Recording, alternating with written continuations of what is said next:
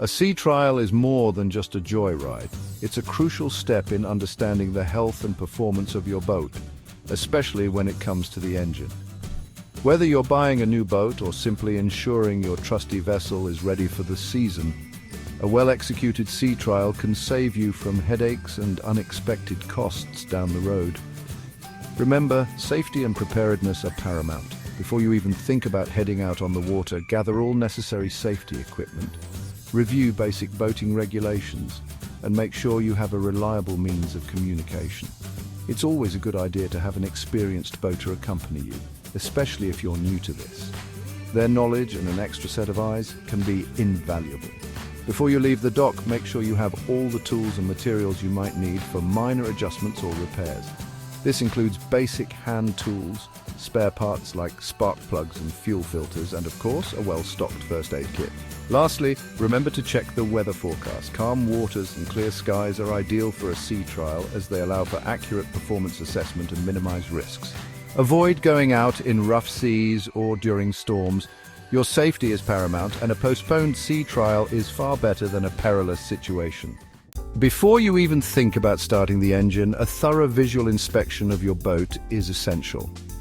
This walk-around is your first line of defense against potential problems.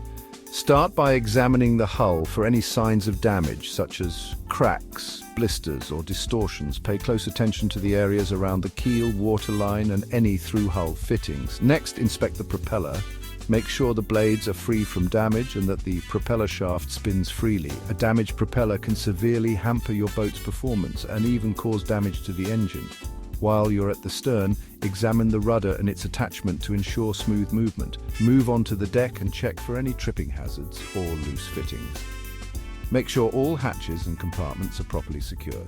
Inspect the anchor and its rodee, rope or chain, for wear and tear. A well-maintained anchor is crucial for safety, especially if you need to make an emergency stop. Now it's time to delve into the heart of your boat, the engine room.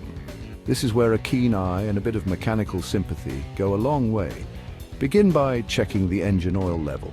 Use the dipstick just like you would in your car. Ensure the oil is clean and within the recommended level. If it's time for an oil change, it's best to do it before the sea trial. Next, inspect the coolant level. Most boats have a separate reservoir for coolant. Like the oil, ensure it's filled to the appropriate level and the coolant itself is clean and free from any debris. Inspect all hoses and clamps for signs of wear, leaks, or cracks. A leaking hose can lead to overheating and engine damage. Don't forget the fuel system. Check the fuel lines for any signs of leaks or damage. If you have a fuel filter, inspect it for clogging. A clogged filter restricts fuel flow and can lead to poor engine performance.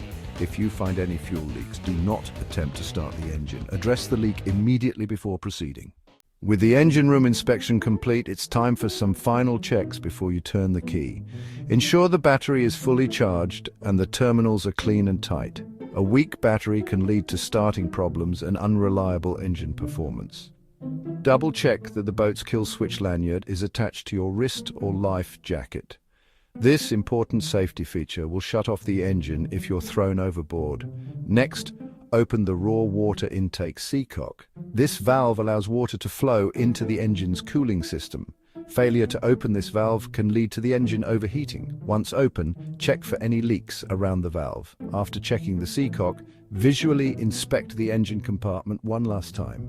Look for anything out of place, such as tools, rags, or loose equipment. Ensure all engine compartment hatches are properly secured.